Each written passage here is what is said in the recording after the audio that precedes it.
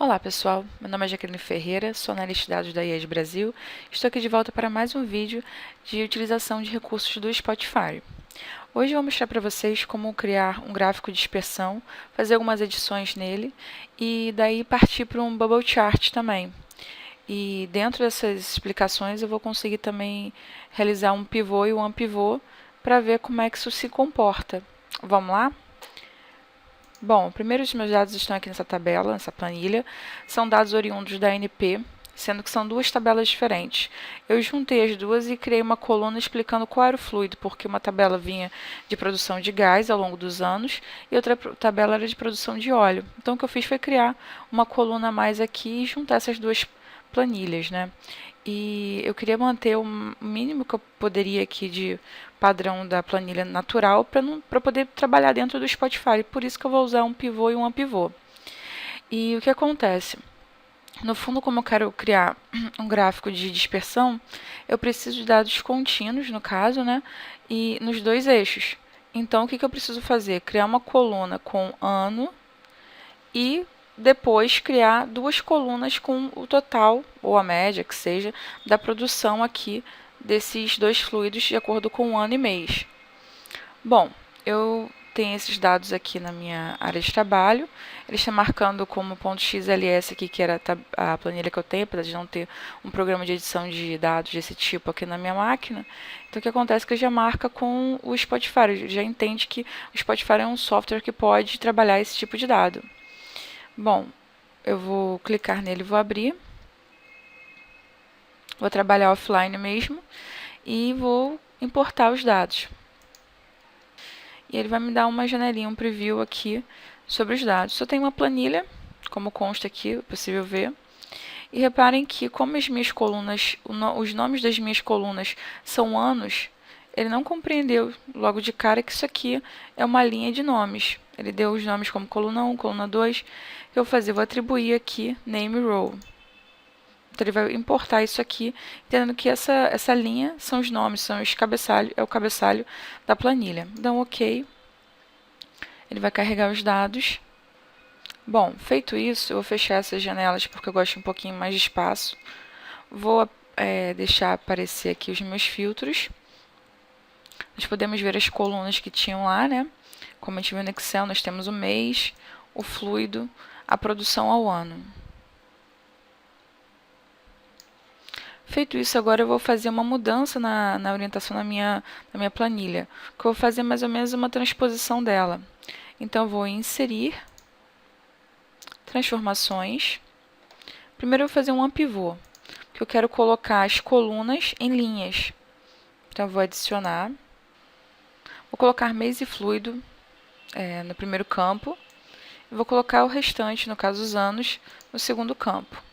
Ele já me dá um preview aqui de como ficaria essa planilha.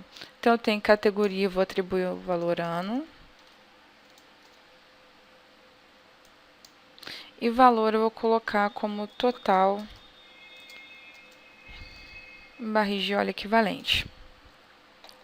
Ano eu vou deixar como string mesmo. E o valor, no caso, eu vou deixar como inteiro. Dar ok, ok novamente. Vou trazer essa tabela para a gente ver como é que ela ficou. Clicar aqui.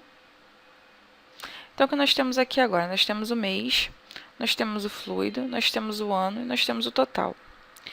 Isso aqui para ambos os fluidos, né? O que acontece é que eu multipliquei a quantidade de linhas que existia aqui inicialmente pelas variáveis mês e ano. Feito isso, agora eu quero fazer um pivô, porque eu quero totalizar em função do fluido. Então, eu vou inserir outra transformação, um pivô, e vou adicionar.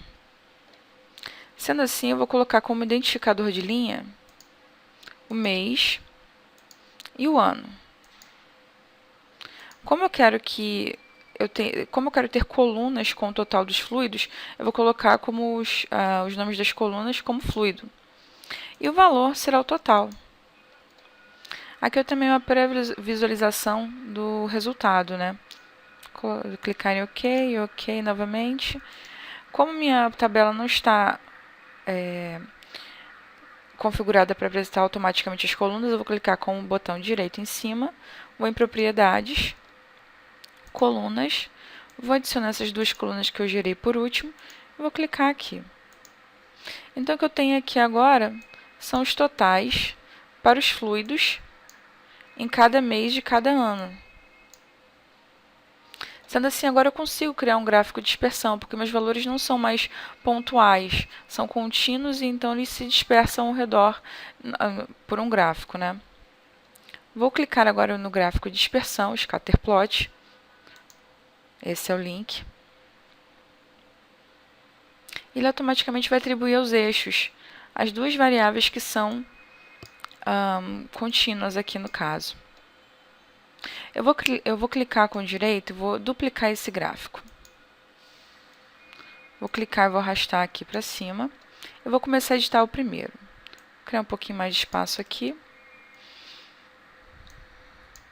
Nesse primeiro, eu quero ver uma reta de tendência.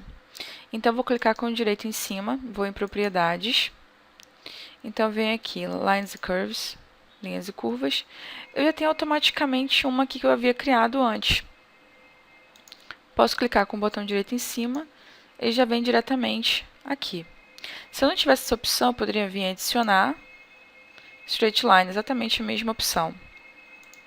Sendo que essa linha já está aqui, eu quero ver informações sobre ela. Então, eu posso vir aqui em Label e posso marcar todas essas entradas que vão me dizer qual é a configuração dessa reta. Temos até o R2 aqui. Sendo assim, eu posso formatar também, para deixar com um aspecto mais agradável. Eu posso clicar aqui em ambos, adicionar que são números, e botar separador.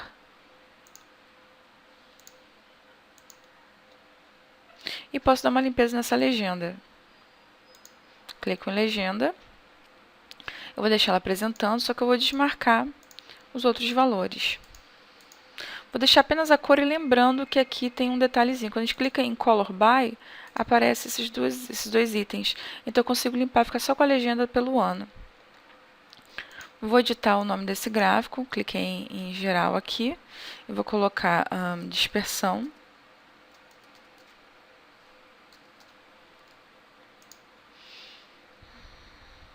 Clicar e criar um pouquinho mais de espaço aqui. E vou ainda acrescentar aqui, fazer uma perfumaria, como dizem, né? Vou colocar aqui os grid lines. Sendo assim, o que eu tenho aqui? Eu tenho a visualização da distribuição, no caso, dos valores observados, tanto de óleo quanto de gás, por mês, de acordo com os anos. As cores representam os anos. Se vocês observarem aqui em 2016, tem menos pontos, porque a época que essa planilha foi feito o download dela, a época que foi feito, obviamente não tem o ano de 2016 completo, tem menos pontos aqui. Bom, feito isso, eu tenho uma visualização, uma visão geral aqui dos meus dados. E reparem, eu tenho a opção aqui no gráfico de dispersão que é o Marker By. Nesse momento, o meu marcador está por linha mesmo, por valor observado. Se eu clicar em ano, minha quantidade de pontos se resume aos valores dos anos que estão aqui especificados.